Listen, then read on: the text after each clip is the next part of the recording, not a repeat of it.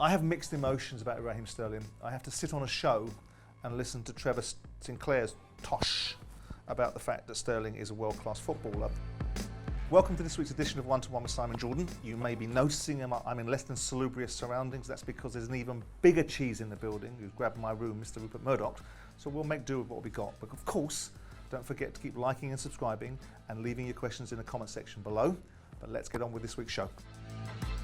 A question from Eddie about replacing Sterling with Lukaku is like replacing an apple with an orange, because Lukaku is a dyed-in-the-wool, supposed dyed-in-the-wool, big, strong, bustling centre forward, whereas Raheem Sterling, if you put him into that position, would be like a false nine and operating in a different way. So whatever Man City have gained by having Erling Haaland would be the march that they are now stealing on Chelsea that they tried to gain with Romelu Lukaku. It's not a like-for-like swap. If we're talking about the economics of it, I have mixed emotions about Raheem Sterling. I have to sit on a show and listen to Trevor Sinclair's tosh about the fact that Sterling is a world-class footballer, whilst acknowledging that he is a very good player. Otherwise you wouldn't get anywhere near the Man City side. You wouldn't get in the England side. But for Chelsea, I'm not sure what they would want him for unless they're going to add someone else to fit into the Romelu Lukaku mould, because clearly Tuchel had a vision which was a centre of their attack, a fulcrum for all their best endeavours. Now, of course, when they lost Chilwell and Reece Williams during the course of the season, it took away from the impact of Lukaku, and of course Lukaku's mouth then took away even more impact. So I don't think the question is seated in a like-for-like comparison. So I would suggest that Sterling can do a job for Chelsea. Of course he can, but if the question is seated in should he replace Romelu Lukaku, I think the answer is no.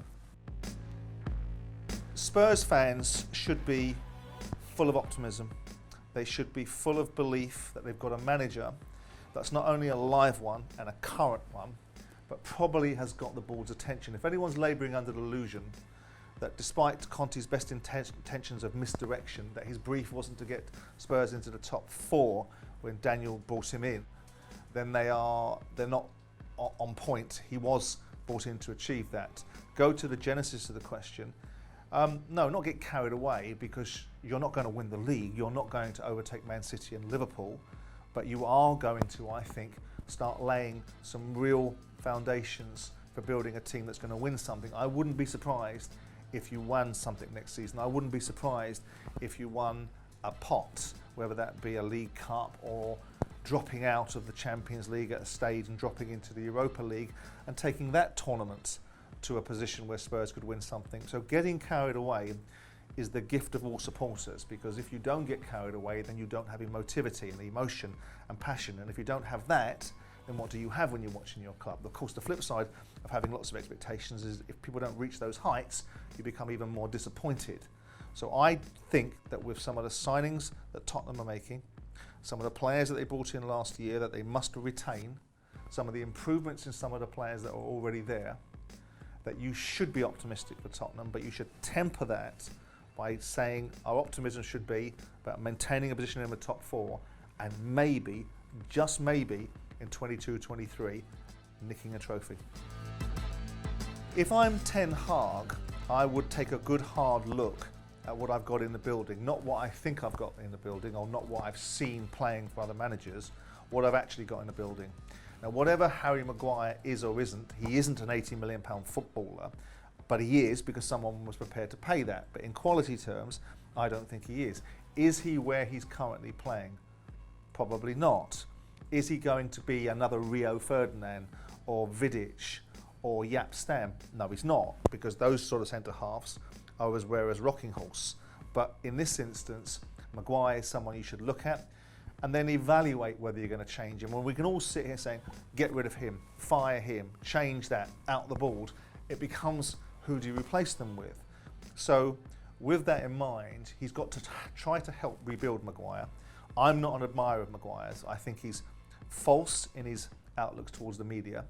And I don't think he's a great player. And I know that they build this idea that when he plays for England, he's a colossus of which England's achievements were built upon.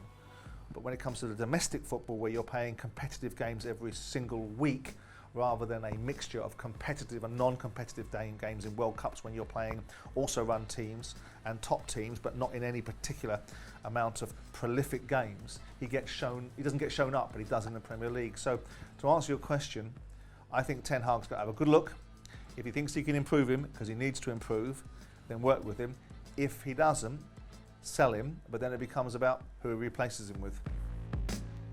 Do I care about fights, sports, and all manner of participation in Middle Eastern countries? Well, yes and no. Yes, I do, because there are issues in these countries about their conduct. No, I don't, because I don't believe it's our gift in the West to lecture other societies how they should behave, because their country, their rules, sometimes we have to accept the principles of what they believe to be right. If you go to these Middle Eastern countries where Sharia law is there and their religion is their belief, who are we to go over and tell them? But I'm also conflicted by the nature of the reasons why these things are happening. It's all about money, and that money is being used by these regimes and these countries to legitimize their outlooks. And the downside of that is that goes into the territory of, well, again, do I care to some extent that they have a different culture? But what it does is it has this kind of finance has an adverse effect on every other part of the sport. So all of a sudden, you're trying to compete with Saudi money or Middle Eastern money or Qatari money or whatever part of the world that has these enormous amounts of money that are doing this to legitimize regimes. You're raising the bar everywhere else. So if you want to put on a fight in England, you've got to start paying fighters comparable money to what they'll get in the Middle East. If you want to own a football club, you've got to meet the finances of what the Middle Eastern owners and the nation states are prepared to put in football. So my problem emanates not perhaps with the geography, but with the principles of the finances behind it. And of course, I don't like the hypocrisy of Anthony Joshua. I don't like Anthony Joshua standing on a hill in Hyde Park talking about prejudice in this country and the issues that happened in the summer of 2020, yet being prepared to go and fight in a country where there is extreme prejudice against homosexuals and women. So there's a hypocrisy in that. But I get both sides of the argument, so I try to be balanced and fair about it. Do I think Gareth Southgate should call Jamie Vardy up for the World Cup? Well, isn't he busy with Wagga for Christie cases? No, not really. I think that ship has sailed. It's moved on. I don't think he had the greatest of seasons last year. Obviously, a lot to do with that was because of absences due to injury. England have moved on as a team. When he was last considered, and they of course played in the 2018 World Cup, and we should have changed the Croatian game to perhaps have brought him on to give us a new dimension, to give the Croatians something to think about, rather than what was happening with Harry Kane in that game, which was the square root of nothing, then yes. But in 2022, whilst he's still got this dynamic pace, I've always had reservations that he's an international footballer. So I think if the only person we're looking back towards is somebody that's 33, 34 years of age, or whatever he is, that hasn't played international football for a period of time, hasn't wanted to play international football for a period of time, I think that limits us. We've got good enough players to be able to be very effective in this World Cup without needing to look back to the past, and a past that Jamie Vardy didn't set the world alight on. It's just people ask questions and say, whatever we haven't got, should we have it? And my answer to that is, not Jamie Vardy. I think Joe Root likely will, now that he's not England captain. I mean, obviously we've seen his performance in the last Test match, where he has looked back to the best that we had before he took the captaincy, before he was haunted by the parameters of trying to build an England team that seemed to be so disparate and fragile that he fell into that trap himself. I mean, Sachin Tendulkar was an absolutely phenomenal batsman, the little magician, but Joe Root is as equally as phenomenal in different ways. The game has moved on.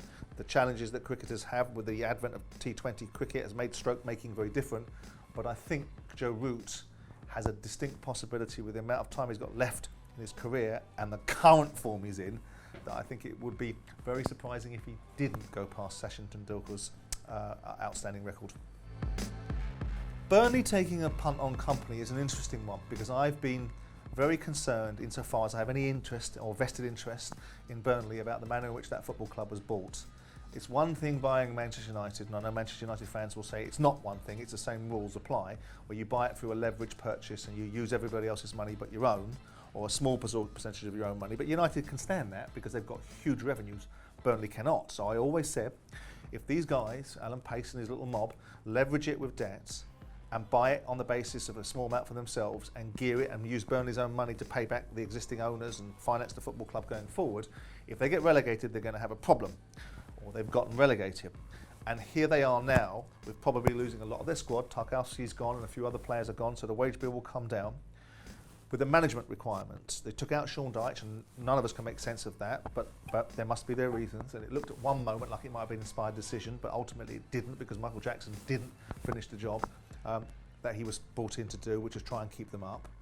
But Vincent Kompany is an interesting one, because whilst I can see the blueprint, a leader that's played for some of the best managers, that stood out from being a sort of normal player, because Kompany was quite an exceptional leader for Manchester City, that's gone on to manage in Anderlecht for 2 or 3 seasons and actually done okay, taking them to 3rd and 4th in the league, and the season that he took over, they finished 8th. So he's brought them on with a lot of young players, so he's got that development mentality. He's got that leadership mentality, he's got that management experience. It sort of equates to Patrick Vieira. Vieira went to New York to manage New York City for Manchester City within the City group, didn't pull up any trees. Went to Nice, didn't pull up any trees. So when he came to Palace, I thought, this could go either which way. He's done a decent job. He's rebuilt Palace. He's put them together again with a group of players that were going out the door, out of contract, and brought a better balance. So Kompany could fall into that trap. Or fall into that opportunity. The only caveat to that is he's never played or managed in the Championship.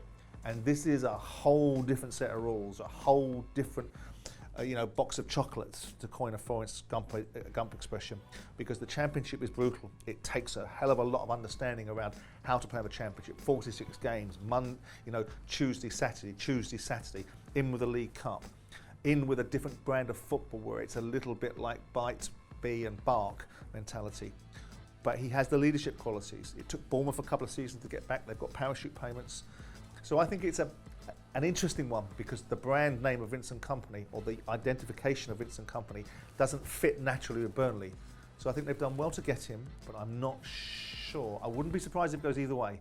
They don't get in the top 6 next season and find themselves with 2 parachute payments to go and a diminishing opportunity, or actually he smashes the granny out of it and does really well and gets promoted to the first instance.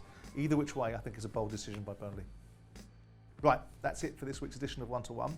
Now don't forget to let me know your views on Raheem Sterling, Spurs and Harry Maguire. Keep liking and subscribing, and of course keep leaving your questions in the comment section below, and I look forward to seeing you next week.